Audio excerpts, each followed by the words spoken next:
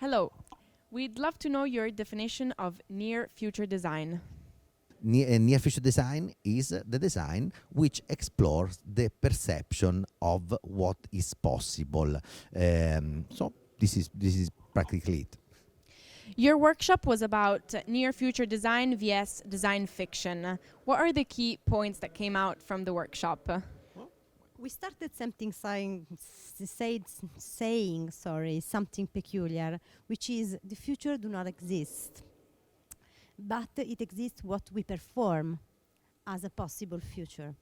Was quite in the beginning quite shocking for people, but they receive it very well.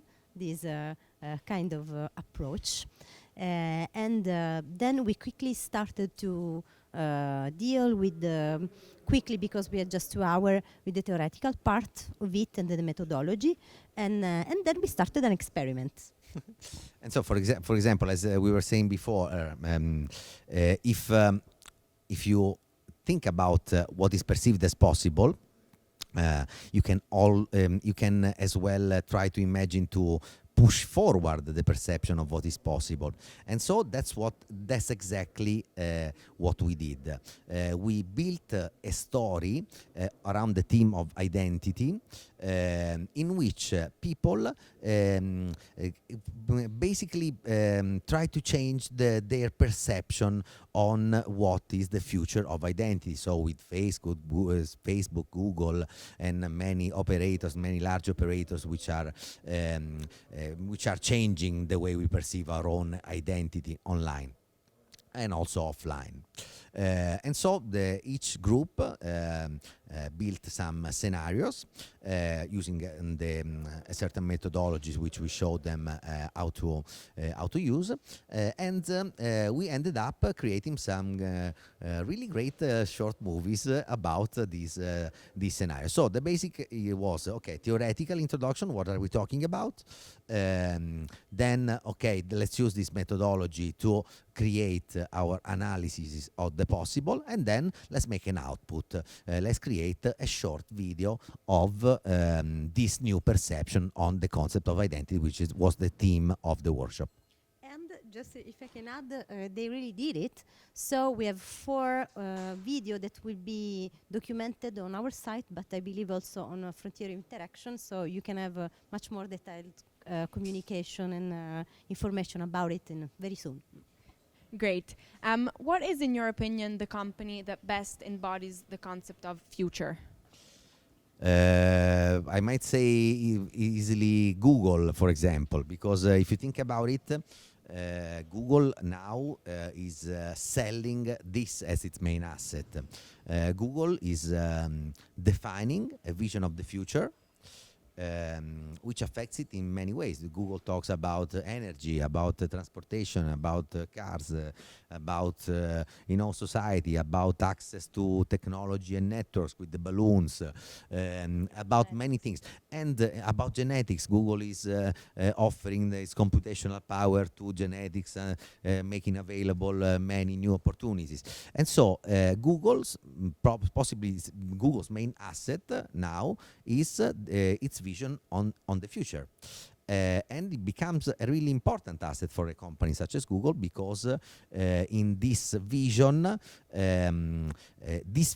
itself serves Google's business model. So, okay, I am Google, I will save the world, I will resolve many of the world problems in energy, but the changes that I will introduce integrate perfectly with my business model. So this is also a nice thing to think about. We've seen some amazing projects from your students, so we'd like to ask you something about the School of in Florence of Design. What is the vision behind Florence School of Design, and how are you shaping these game-changing students? Basically, ISEA, the name of the school is ISEA Design Florence. It is Salvatore teach there since 3 years. It's the first time that I am a professor too, and what I found, much more than ideological point of view, is a real place where really they take care about students, and is a place where you can experiment. And this is exactly what the possibility we had to experiment new methodologies. For example, this year we have performed our course exactly on the topic of near future design. And all we did in this very short time here in Florence, we have explored with our students for by months, a few months ago. Do you want to add something? Yes, for me, for example, ISEA is a very interesting place because it's a place in which a definition of design which seems very new but is really very old can be enacted again. Because if you think about it, design in Italian, design is progetto, which means to project into the future.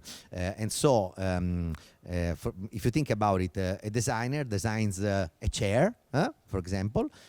Before the designer designed a chair, the chair would not be there, and after the designer designed it, the chair is there. So he actually changed the future, he actually gave a shape to the future. And this is a really important thing to remember, because by designing we are really giving shape, a shape to the world, to the future. And so it's like a performance. It's like really an act, which has many implications. Also, in the fact that it is centered on human beings rather than technologies. For example, many mistakes which we made in the past are due to the fact that the future, and which has become the present, has been designed by engineers. I don't say it being mean to engineer because I am an engineer myself, but this has been a real problem in the past, the future and society designed by engineers, because they, let's put it this way, obviously I'm very simplifying things. They put technology and algorithms right in the center, and the human beings come afterwards. This is a real chance, an opportunity to place the human at the center of things and transform technologies and methodologies and algorithms into a tool for human beings. This is a very important thing, and I find ISEA to be a great place to do that. And if I can add, all these experiments we did about near future design took taking great consideration the fact that all these new prototypes, and not prototypes actually, I have to be able to become an object of conversation, so people can perform their future, talking about the tension, the contradiction, and talking and reflecting about, okay, what shape will have the world in which I live in if this technology or product will be really available in society. So this idea of making people capable of speaking and talking and play and create this global conversation about the consequence and tension or whatever is a very, very important for these courses. Thank you so much. And thank you. Thank you too.